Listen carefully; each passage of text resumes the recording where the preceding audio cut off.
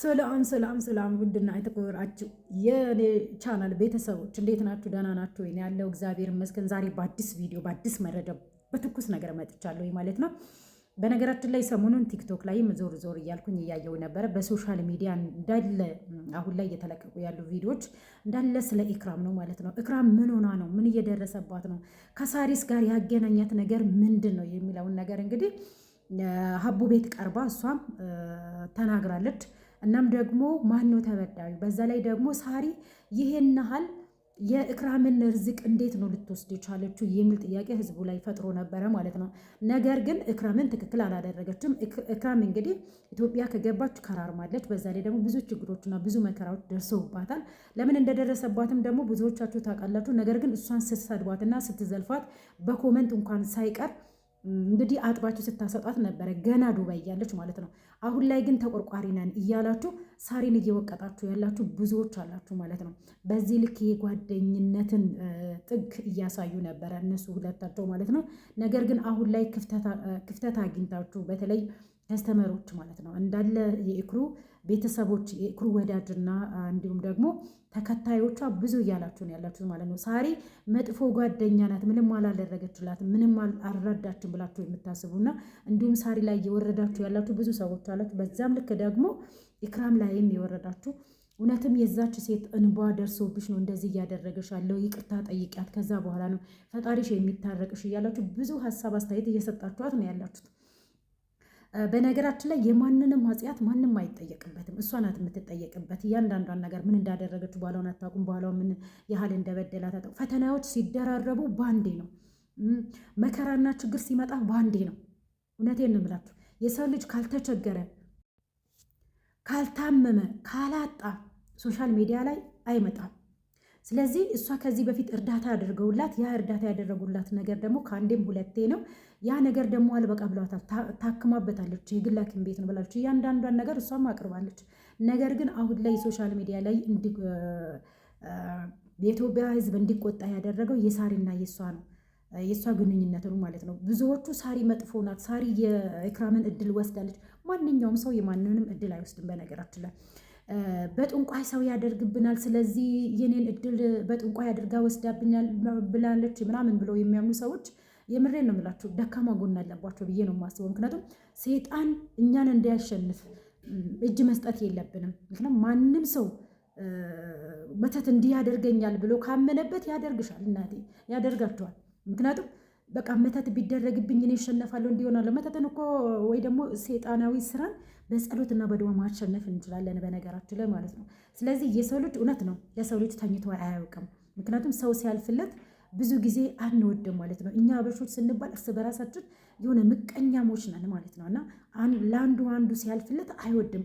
አሁን ሳሪ እንግዲህ ከማንም በልጣ ስለተገኘች እንዲሁም ደግሞ የራሷ ቢዝነስ ስለጀመረች በሰዎችም ዘንድ በሶሻል ሚዲያም በሁሉም ዘንድ መወደድን ስላስተረፈች ይህንን ደግሞ የተረፈችበት ምክንያት እንግዲህ ያው የሰው ልጅ ከሰራ ከተለወጠ መልካም ነገር የሚያደርግ ከሆነ የሆነ ጊዜ ላይ ይለወጣል ማለት ነው። በተለይ ቅልብ ሲኖራችሁ የእሷ አሁን ብዙ ጊዜ እኔ ሰው ስትረዳ ነው ማቃት ማለት ነው። እናም ደግሞ ግልጽ እንደሆነች ነው። እኔ ኢክሩንም ሳራንም በሶሻል ሚዲያ ነው ማቃቸው። ነገር ግን የሶሻል ሚዲያ ሰው ብዙዎቹ ኮሜንታተሮች በተለይ ዝም ብለን ነው ለሰው ልጅ ስም የምንሰጠው ማለት ነው። የሳሪን አድዋማ ሳሪ ናት የኢክራምን እድል የወሰደችው አስመትታበታለች ምናምን እያለች ኢክራምም እንግዲህ እንደ አንድ ሰው ጥፋት አጥፍታለች እውነት ለመናገር ማለት ነው። ጆከር ጋር ቀርባ እንደዛ ጆከር በጥያቄ ሲያፋጠጣት ሳሪ የረዳችኝ 50,000 ብር ብቻ ነው ብላ ነበረ ማለት ነው። ነገር ግን ሳሪ ደግሞ ሀቡ ጋር ቀርባ ከ400,000 በላይ ረድቻታለሁ በግልም ይሁን እንዲሁም ደግሞ በጫወታ በጌም አንበሳ ሰጥቻት ቲክቶክ ከሚቆርጥባት በአካውንታ ባስገባላት ብላ አስባ በአካውንታ አስገብታታለች ማለት ነው። አስገብታላታለች። ከዚህ በላይ ጓደኝነት አለ እንዴ?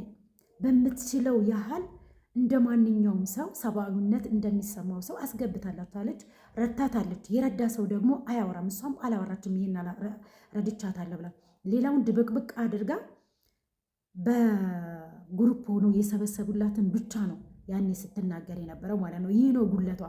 ምክንያቱም አንድ ሰው ባደረገልኝ ልክ ስሙ እንዲጠፋ አልፈልግም።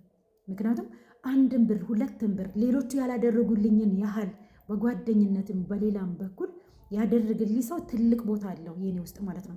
የሆነ ጊዜ ላይ ስጠው በእርዳታ ብቻ የተሰጠኝም ብቻ አይደለም። ሳሪ ከምንም በላይ እንደሆነች መናገር ነበረባት። ሳሪ የሚያስቀይሟት ይሄ ነገር ነው ማለት ነው። እንደ ማንኛውም ሰውን ደግሞ ማንም ተነስቶ ሳሪን እንዲነካት እውነቴን ነው። ሁለቱም ለእኔ ሶሻል ሚዲያ ላይ ነው የማውቃቸው። ሁለቱም ለእኔ አንድ ናቸው እውነት ለመናገር ማለት ነው። ገና ቲክቶክ ከጀመርኩ ነው እነሱን የማውቃቸው።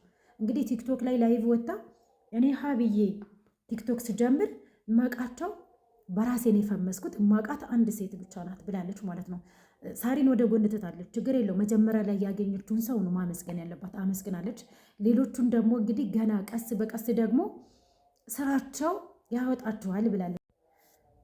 በህዝቡ በኩል ቅሪና ሊያነሳው የቻለው እዛ ላይ ስለ ሳሪ ብዙም አላወራችም ማለት ነው። ምክንያቱም ሌሎች በቃ ማንም እንዳላደረገላት ሳሪ እንደውም ስለ ሳሪ ያወራችሁ ሀቡ ቤት ነው እንጂ እንደዛ ጆከር ሲጠይቃት ማንኛውም ሰው እርዳታ ሊያደርግላት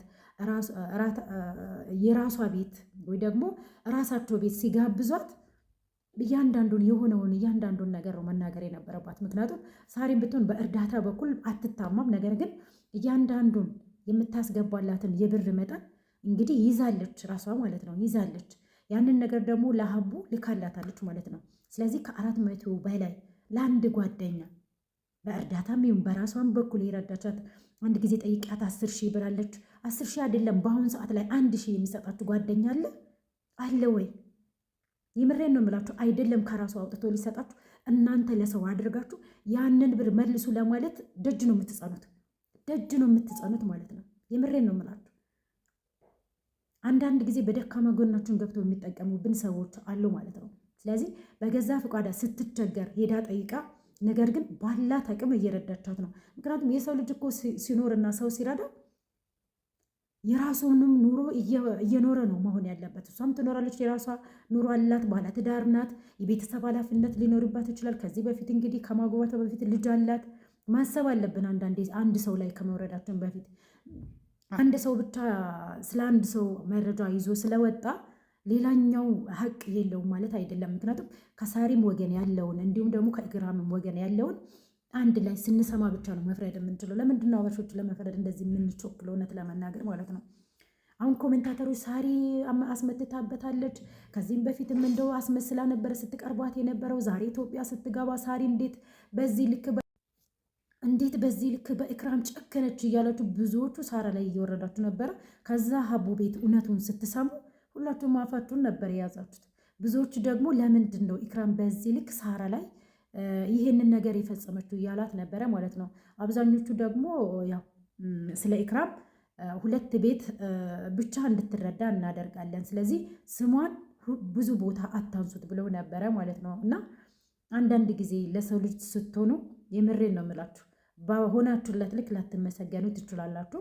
ኢክራምዬ አሁን ላይ እንግዲህ ያው ብዙ ነገሮች ያለፈች ውጣ ውረድ ያለፈች ጊዜ አይጥላችሁ፣ ቀን አይጥላችሁ። የምሬን ነው የምላችሁ። የሰው ፊት ማየት በጣም ከባድ ነው። እሷ ደግሞ ከዚህ በፊት እንግዲህ አይታችኋታል። በጣም አለባበሷ፣ አነጋገሯ፣ እያንዳንዱ ነገር በቃ ጽድት ያለ ነበር። የሰው ልጅ አንድ ጊዜ ሊያድግ ይችላል፣ አንድ ጊዜ ደግሞ ሊወድቅ ይችላል። እድገት እንዳለ ሁላ ውድቀትም አለ። እንዳለን አንቆይም። የሆነ ጊዜ ላይ እናጣለን። ጤና ማጣት አለ፣ ሀብት ማጣት አለ፣ ያገኘነውን ነገር ማለት ነው። ግን ለምን አጣን አንለም። የሰው ልጅ ካልተቸገረ ሚዲያ ላይ አይወጣም። ሲወጣ ደግሞ የሆነለት አንድ ጓደኛ ለእናንተ የሆነላችሁን ያህል ወደኋላ ትታችሁ መሆን የለበትም ማለት ነው። አሁን ላይ ሳሪም ተቀይማታለን፣ ነገር ግን ይቅርታ ተባብለዋል። ከልባው አይመስለኝም እኔ። ምክንያቱም አሁን ላይ ጓደኝነታችን አይቀጥልም ተባብለዋል ማለት ነው። ብቻ በጣም ከባድ ነው በጓደኛ መሀል የሚፈጠሩ አንዳንድ ነገሮች። ሰዎች ደግሞ ክፍተት እንዲፈጠር ነው ያደረጉት። ካሁን በኋላ እኔም የምቋቋምበት አቅም የለኝም ብላለች። እንግዲህ ያው ኢክራምም እውነት ነው። አንዳንድ ጊዜ ፈተናዎች ሲበዛባችሁ የምሬን ነው የምላችሁ የምትጨብጡት የምትይዙት ነገር ነው የሚጠፋባችሁ። የሰው ፊት ማየት እንደ ማየት ደግሞ የሚያሳምም ነገር የለም። እግዚአብሔር ከወደዳችሁ የሰው ፊት አያሳያችሁ፣ ሰው ላይ አይጣላችሁ። የምሬን ነው የምላችሁ። በዚህ ልክ ግን ጓደኝነታቸው እንዲሁ በቀል እንዲሁ በቀላሉ መቋረጥ የለበትም ነበረ። ነገር ግን ያው የሰው ልጅ አብሮ ሲኖር መለያየት አለ፣ እየተዋደዱም ደግሞ መራራቅ አለ። ስለዚህ 50,000 ብር ብቻን ያደረገችልኝ ብላኛለች። ስለዚህ እኔ ምንም አላደረኩላትም። እያንዳንዱን ነገር ሪከርድም ይሁን ለእክራም የላከችውን ነገር ለአቡ ልካ፣ አቡም ደግሞ ሂሳብ ስታደርግ እንግዲህ ወደ 400,000 በላይ ነው። ይህ ከየት ይገኛል? እውነቴን ነው የምላችሁ። አንድ ጓደኛ አሰባስቦ ሚም ከራሱም ይህና የሚያደርግላችሁ መስዋዕት የሚከፍልላችሁ ጓደኛ አለ። እኔ በገዛ እጄ ብር ሰጥቼ እኮ መልሳችሁ የምትለምኑበት አጋጣሚ አለ። ስጡን በደህና ጊዜ ወስዶ እናንተ የተቸገራችሁ ጊዜ እንኳን የማይሰጧችሁ አሉ። የምሬን ነው የምላችሁ። የራሴ ሰው የምትሉት ሰው እንኳን እንደዚህ አይነት ሰዎች አሉ። ስለዚህ በገዛ እጃችን እንኳን ሰጥተን ለመውሰድ እንቸገራለን ማለት ነው። እንኳን በዚህ ልክ የጓደኝነት ጥግ ተውና ማለት ነው። እና አንዳንድ ጊዜ ህይወት እውነቴን ነው ውጣ ውረድ ትሆነባቸዋለች። ነገር ግን በፊት ላይ ሲያደርጉልን አብረናቸው ደጉንም ክፉን የሚያሳለፍናቸውን ጓደኞቻችንን መርሳት የለብንም እና እሷ በእርግጥ ፊት ለፊት ወጥታ ሳሪ እንዲያደርጋኛለች አላሉም፣ ግን አንድ መልስ አልሰጠቻቸውም ነው። አሁን ላይ እንግዲህ ሳሪንም ሊያስቀይማት እየቻለው ማለት ነው። ብቻ ነገሮቹ ተፈተዋል። ነገር ግን እስኪ እንደ አንድ ግለሰብ እኔም ሀሳብ አስተያየት ልስጥበት ብዬ ነው። ብዙዎቻችን ግን ከመሬት ተነስተን ሰው ላይ ያለ ስም የምንሰጥ ሰዎች ብንረጋጋ፣ ከሁለቱም ወገን እውነታውን ካልሰማን በቀር አስተያየት ባንሰጥስ፣ የምሬ ነው የምላቸው፣ አስተያየት ባንሰጥስ። ሳሪያውን በልጇኑ ላይ እየረገሙ ነበረ እንትን ቪዲዮ ሲሰሩባት የነበረው ማለት ነው። እና ሳሪንም ተሰምተዋት ነው። እኔ ብዙም ቲክቶክ ላይ ይሄን ያህል አይደለውም በነገራችን ላይ ማለት ነው። ግን ዛሬ በአዳዲስ መረጃዎች ልምጣ ብዬ ነው ልፈትፍትበት ብዬ ነው። ምክንያቱም አሁን ላይ ምን አይነት ጓደኛ ነው መያዝ አለብን? የሆነ ችግር በመጣ ሰዓት ላይ በቃ እንደ አጀንዳ አድርገን የራሳችንን ጓደኛ እንዲጠቀሙ ማድረግ የለብንም። እክሩም ወጥታ ለምንድን ነው ሳሪን እንዲያደረጋት? ለምን ነካቿት? እሷ እኮ ይህን አላደርጋልኛለች፣ ለክፉ ጊዜ ይሆናልኛለች። በውስጥ እንግዲህ ምን እንደተቀያየሙ እግዚአብሔር ብቻ ነው የሚያውቀው። እኔ ጎርፍ በጎርፍ ሆኜ ልብሶቼ ሊበላሹ ሲሉ ደውላ እንኳን ምን ሆነሻል አላለችኝም። እሷም ደግሞ እኔ ታምሜ እንዲሆኝ ብዙ ምክንያቶችን ነበረ ሁለቱም ሲያቀርቡ የነበሩት ማለት ነው። ግን በጓደኛ መሀል እውነቴን ነው የምላችሁ በፊት ላይ ክፉንም ደጉንም ያሳለፋችሁትን ነገር መርሳት የለባችሁም ብዬ ነው እኔ የማስበው ማለት ነው። ምንም ቢሆን አይደለም ገንዘብ በመስጠት ሀሳብ በመስጠት በርቺ ጠንክሪ ያላችሁ ሰው አይገኝም በዚህ ሰዓት። አይደለም ከ400,000 በላይ ብር የሚሰጣችሁ ሰው አይደለም ማለት ነው። አሰባስቦ ህዝብን አስተባብሮ 50,000 ብር እኮ ለአንድ ሰው ቀላል ናት እንዴ? የምሬን ነው ብላችሁ አሰባስባም ቢሆን 50,000 ብር ቀላል አይደለችም። በአሁኑ ሰዓት ላይ ስሙን የሚሰጣቸው የለም፣ 5 ሳንቲም የሚሰጣቸው ሰው የለም። ግን እሷ አሰባስባ ከማንም በላይ 50,000 ስለሰጠች 50,000 ብር ብቻ ነው እንደ የሰጠችሽ እያሉ እንትን ሲሏት ነበረ፣ ጆከርም ማለት ነው። እና አንዳንድ ጊዜ ሰው በሚችለው አቅሙ ነው ሰውን የሚረዳው ማለት ነው። እንደዚህ አይነት አስተሳሰብ ሊኖረን አይገባም፣ እውነት ለመናገር ማለት ነው።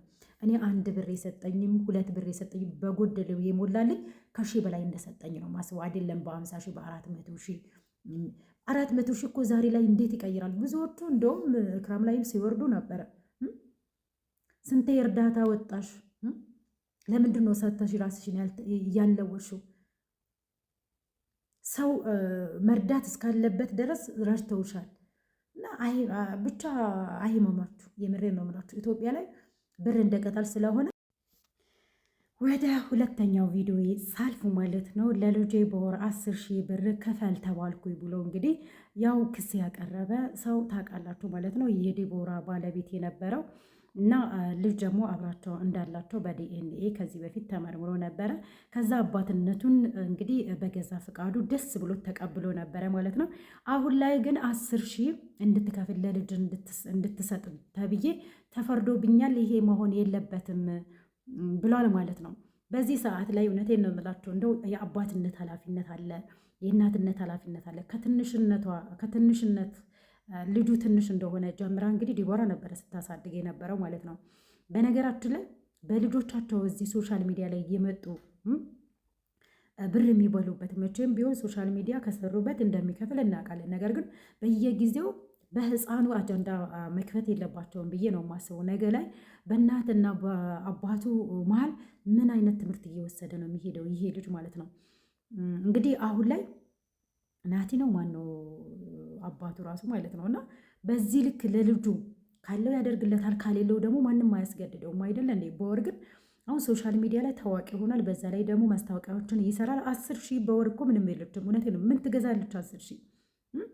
ወተት በስንት ነው የሚገዛው? እሺ ወተቱን ትቷል እንበል፣ ልብስ አለ፣ ትምህርት ቤት አለ። 10 ሺህ አይደለም 20 ሺህ እንኳን ቢደረግ የማይበቃ ነው። ግን እንደ አቅሙ አይቶ ነው መቼም በፍርድ ቤት የሚፈረድበት ብዬ ነው የማስበው። በዚህ ልክ ግን ለልጁ መንገብገብ የለበትም ብዬ ነው የማስበው። አባት እኮ ለልጁ ሕይወት አሳልፈው ይሰጣል አይደለ እንዴ? አሁን ላይ በቃ ልጅ አይደለም ካሁን በኋላ እንግዲህ ብር አልሰጥም 10 ሺህ ብር ተፈርዶብኛል ብሎ ክስ ከደረሰ እስከ ፍርድ ቤት ድረስ ከሄደ ዲቦራ እውነት አለባት። ምክንያቱም በዚህ ልክ እየተንገበገበ ለልጁ በሚሰጠው ነገር እየተንገበገበ ፍርድ ቤት ነገ ላይ ደግሞ ሌላ ችግር ሊያመጣ ይችላል ማለት ነው። ስለዚህ እንደዚህ አይነት አባት የልጅ አባት መሆን የለበትም። ካሁን በኋላ እኔ ራሴ ልጅን አባትም እናትም ሆኜ አሳድገዋለሁኝ፣ አባቴ እንዳይል አድርጊ ነው የማሳድገው እንደ እናትም እንደ አባትም ሆኜ ብላ ራሷ ላይ ወስና ነበረ ማለት ነው። እያንዳንዱን የሚያደርጋትን እያንዳንዱን ሲገዛለት የነበረውን ለልጁ እንግዲህ ሶሻል ሚዲያ ላይ እያንዳንዱን እየዘረዘሩ እየተናገሩ ነበረ ማለት ነው። ዲቦራ እስከዛሬ ድረስ ለልጅ ያደረግከው አሁን ላይ 10 ሺህ ብር ናት ብለህ ነው እንዴ?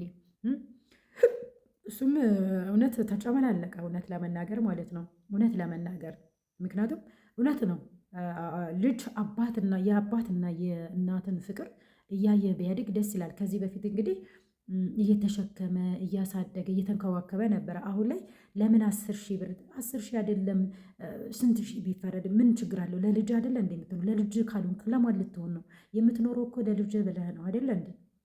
እናትየዋን በዛው ልክ ደግሞ ታሳድገዋለች። ምን ትለዋለች? ስለዚህ ነገ ላይ ከእናንተ ልጃችሁ ምንድን ነው የሚማረው? በመሀል ደግሞ መልሶ ይቅርታ ጠይቋል። ስሜታዊ ሆኜ ነው እንደፈለጋችሁ ወታችሁ ትናገሩና ከዛ በኋላ ደግሞ በተናገርኩት ነገር ስሜታዊ ሆኜ ነው ይቅርታ፣ አሁን ላይ አሳድጓለሁ፣ እነሱ ያሉኝን ብር እሰጣለሁ፣ የልጅ አባት ይሆናለሁ። አባትነት እኮ አንዴ ከተሰጠ አይፋቅም።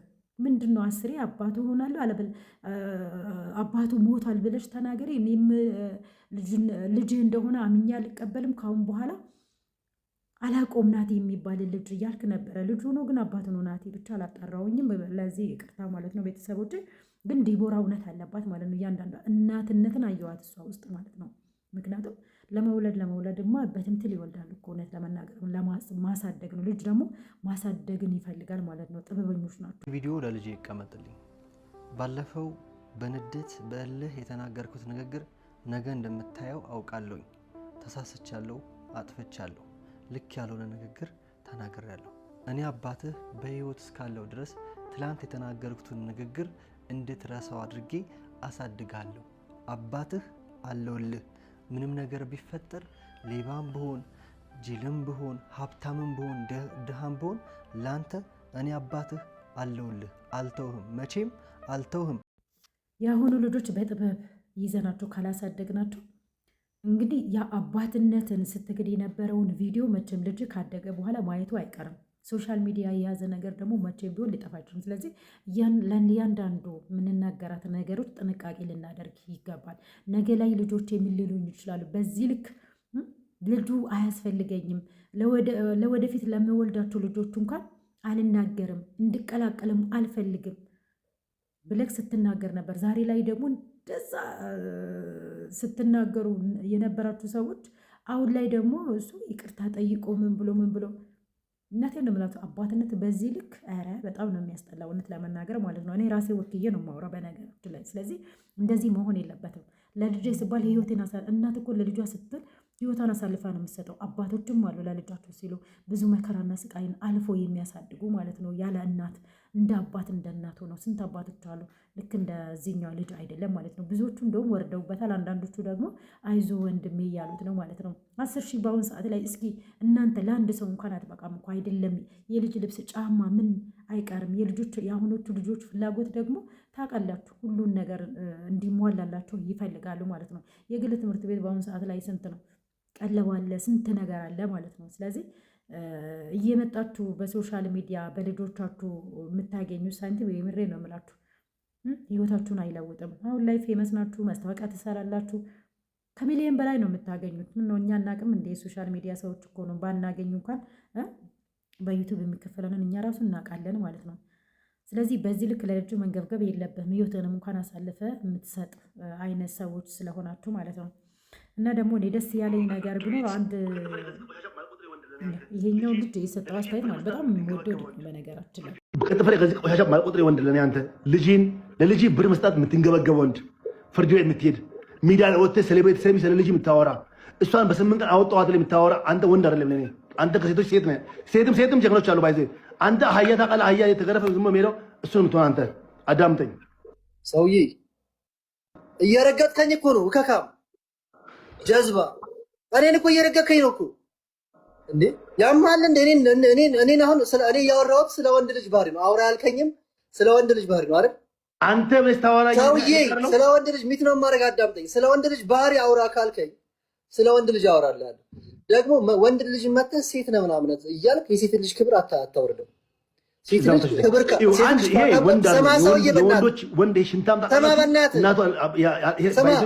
እናት ጋር ወይ ደግሞ ቤተሰብ ጋር ያደገ ወንድ እንደዚያ ሆነ። ወንድ ልጅ ማለት እሱ አቅም የለውም። ምክንያቱም ስላደረገ ነው።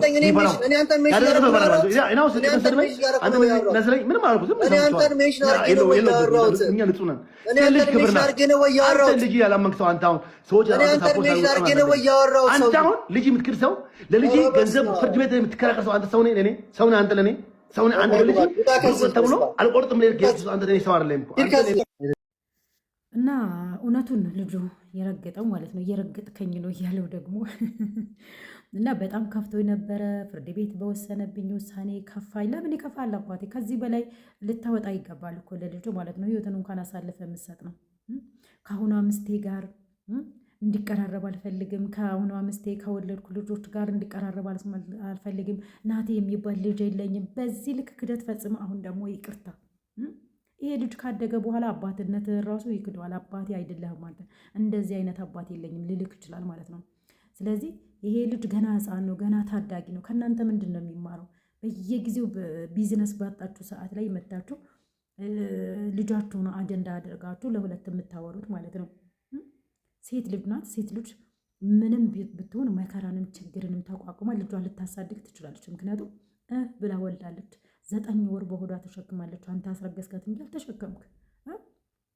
በዚህ ልክ ግን 10 ሺህ ለምን አወጡ ለምን ፈረዱብኝ ብለህ አንተ ግን ፍርድ ቤት ቆምክ። ከዛ በኋላ እንግዲህ እንደ አጀንዳ ሆኖ ተነሳ ማለት ነው። በጣም ነው የሚገርመው እውነት ለመናገር ማለት ነው። ለአንድ ልጅ አንድ ሰው 10 ሺህ ብር ከከፈለ በወር ምን ያህል ገቢ ቢኖረው ነው ጥያቄው የሚሆነው። እና በሰዓቱ ያው የሰው ልጅ ክፋት ካሰበ ተንኮል ካሰበ እንደሚችል ያየሁበት ነው። እና በሰዓቱ ያው እንደምታውቁት ሚዲያ ላይ እንደወጣው አንዳንድ ማስታወቂያ ሰርቻለሁ። አንዳንድ ሰዎችም አግዘውኝ ነበረ። ዜን ዩቲዩብም ሰርቼ ነበር። ጥሩ ገቢ ነበር የዛኔ ማለት ነው። እና ያ ገንዘብ እኮ ገቢህን ስላወቁ ወይ ደግሞ ገቢህን መጠን ስላዩ ነው ለልጅ ይሄን አላድርግ ብለው የጠየቁክ ማለት ነው። እዚህ አንተ አሁን ታዋቂ ነህ፣ ከዚህ በላይ ነው የምታገኘው። እርግጠኛ ነኝ ከ100 ሺህ በላይ ነው የምታገኘው በወር። ይሄ ልጅ እንግዲህ ማስታወቂያ ይሰራል፣ ቲክቶከር ነው፣ ፌመስ ነው፣ ያገኛል። እውነት ነው ኢትዮጵያ ላይ በቀላሉ ብር አይገኝም። ነገር ግን ታዋቂ ከሆናችሁ ዩቱብም ቲክቶክም ከተሰራ የሚሽከረከር ወንበር ላይ አይደለ እንደሚቀመጠው ልትሉ ትችላላችሁ። አንዳንድ ጊዜ ካለባበስ አይተን ሰው ልጅ አለው ልንል እንችላለን። ነገር ግን አሁን ላይ የግል ስራም ሊኖረው ይችላል። ብዙ ሰዎች ደግሞ እየረዱትም ነበረ ማለት ነው። እሱ አስኬት ታንጣ የእሷን ችግር ተረድተሃል ወይ ነው ተረድተሃል ወይ ነው።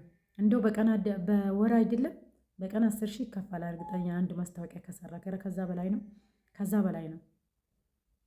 እና እንደውም ለአንድ ሰው 5 ሺህ ራሱ መሆን የለበትም ብሎ ልክ ሲከራከር ነበረ ማለት ነው። የወር ገቢው ስንት ሊሆን ይችላል? ብቻ እግዚአብሔር ነው የሚያውቀው የሰው ልጅ ልብ ማለት ነው። እና ማን ይታመናል በአሁኑ ሰዓት ላይ? ብቻ ቤተሰቦች ለዛሬ ያዘጋጀውላችሁ ቪዲዮ ይህንን ይመስላል። መፍረድ ከባድ ነው። መፍረድ ከባድ ነው። አትፍረድ ይፈረድብሃል ነው እና ግን ያለኝ ይሄ ነው ገቢ ይሄ ነው ትክክለኛውን ተናግሮ ክስ ከሚሄድ ፍርድ ቤት ከሚሄድ እዛው ተነጋግሮ ልጃቸውን አጀንዳ ባያደርጉ ባይነኝ እኔ ባልፈርድ እንኳን ማለት ነው። ስለዚህ ፍርዱን ለእግዚአብሔር መተው ነው። እንሰማለን፣ አንፈርድም ነው ነገሩ። ግን የፈለግነውን ያህል አስተያየት እንሰጥበታለን፣ እንፈተፍትበታለን እና ይመቻችሁ ቤተሰብ።